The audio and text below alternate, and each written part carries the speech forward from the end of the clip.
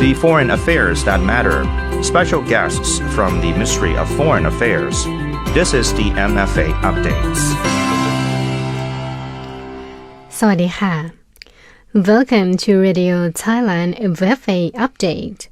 I'm Paradi Nakisatit. As the world navigates rapid shifts in geopolitics, technology, and the global economic landscape, the World Economic Forum remains a key platform for leaders to exchange views and shape forward-looking priorities.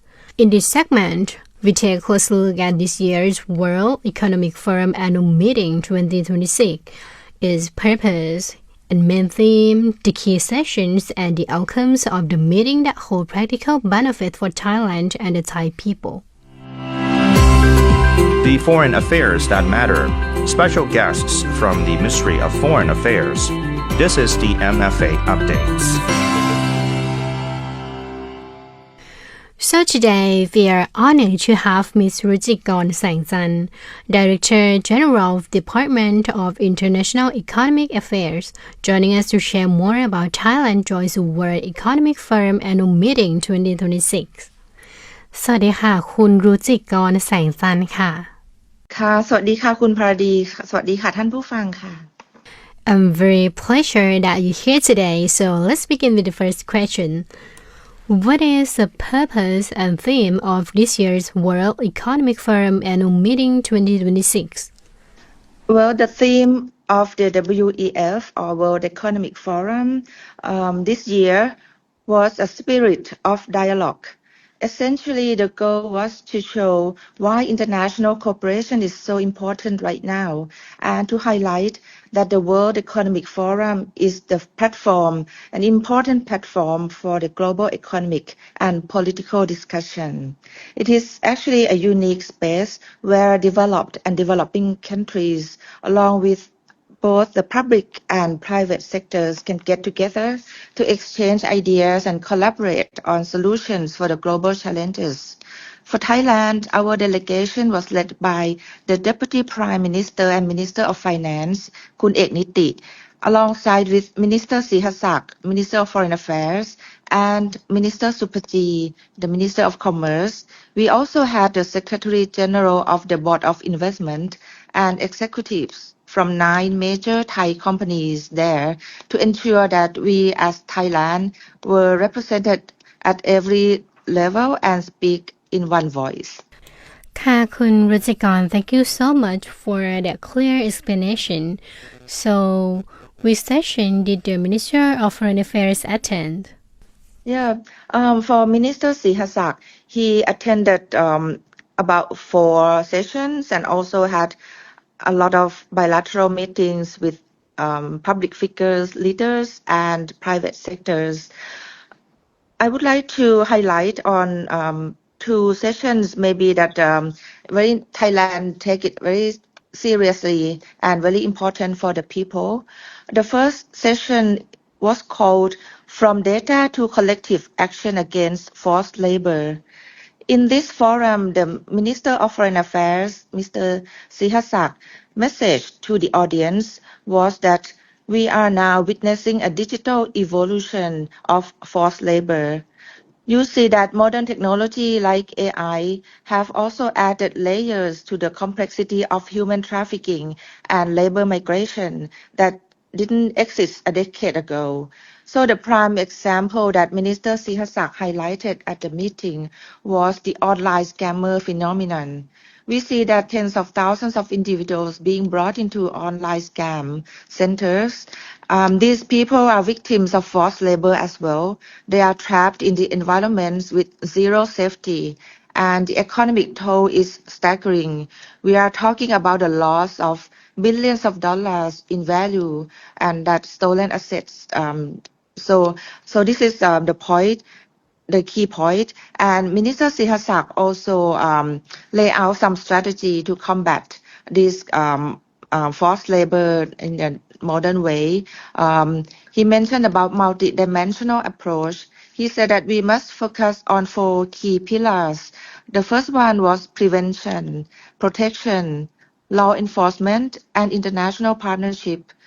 But he said that the heartbeat of this entire operation is data.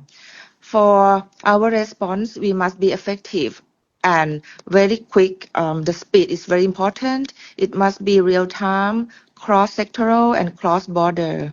So he also mentioned that the real-time data integration is the foundation of the collective action. And that was why Thailand hosted the global partnership against online scam in last December, if you remember. It was to build a unified and kind of the global partnership to fight online scam. And the other related forum was called Cybercrime Has Real Victims. This was a very crucial reminder that online scams and data breaches are not just technical issues. They have devastating real-life consequences for people. And it was also a call to treat cybersecurity as a matter of human safety. The other two sessions that he attended was about ASEAN growth and new pathway, and also a session called the new era of geopolitical uncertainty. So he was mentioning that how Thailand can stay stable and protect the interests in the world where traditional political and economic alliances are constantly shifting.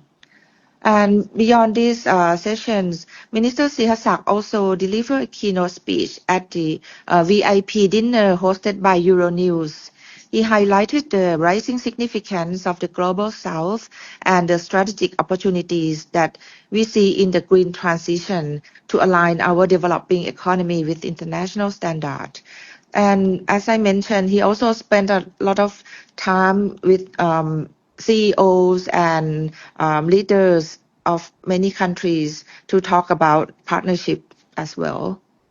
Yeah, that's the message. From this year's meeting, what is Thailand's core message to the world? Yeah, I think the core message to the world was very clear. Thailand is fully committed to global order that plays by rules. So it's the rule-based international order.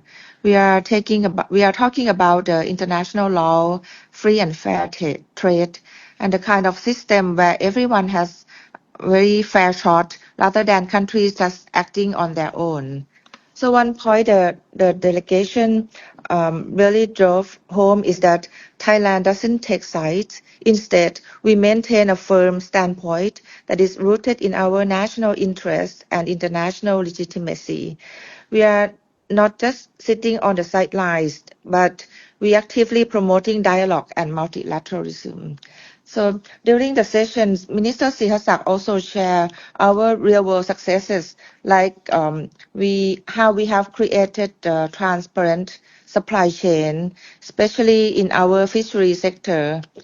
He also mentioned that, as I mentioned to you earlier, that the online scam, human trafficking, and forced labor in this new world led by the new technology are very important for Thailand. And he said that no one can solve any problems alone. That is why Thailand is calling for global partnership and cooperation in many issues, as I mentioned earlier.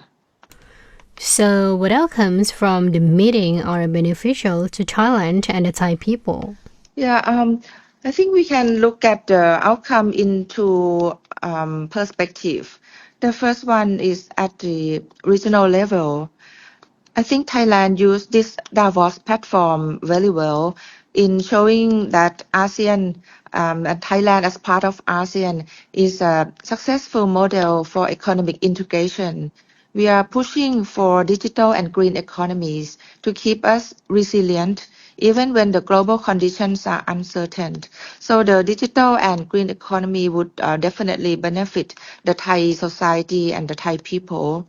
On the other perspective, in terms of our proactive diplomacy, we engage in bilateral talks with leaders from Switzerland, South Korea, Pakistan, Bangladesh, Nigeria.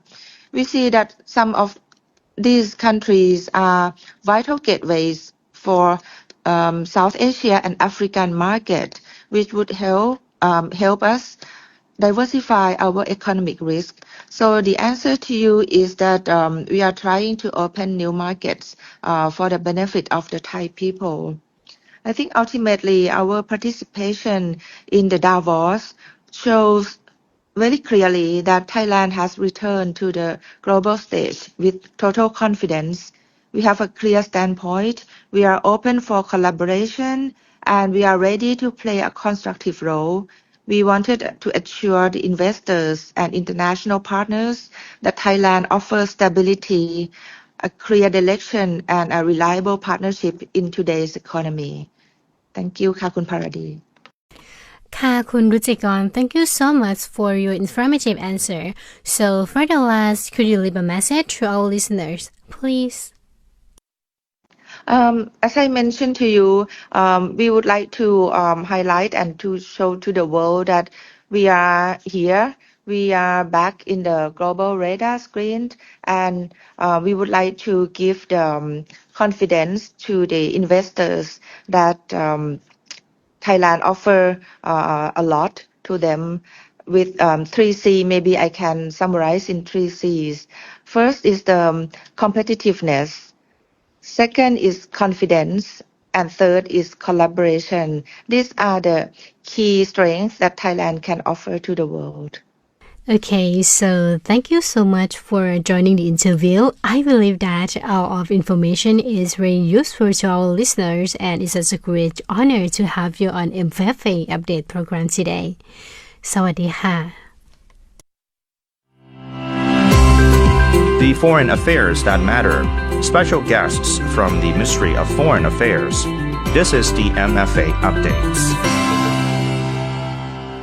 Okay, that was Ms. Rujikorn Saengchantr, Director General of the Department of International Economic Affairs, discussing the Thailand joins the World Economic Forum Annual Meeting 2026. You can always find us on YouTube channel, MFA Thailand, also Facebook pages Radio Thailand World Service, and FM 88 Radio Thailand English. Also Radio Thailand officially on X to listen to the previous episode and for more news. Thank you for joining me. I'm Haradi Nakisatit. See you again. Until next time. สวัสดีค่ะ The foreign affairs that matter. Special guests from the Ministry of Foreign Affairs. This is the MFA Updates.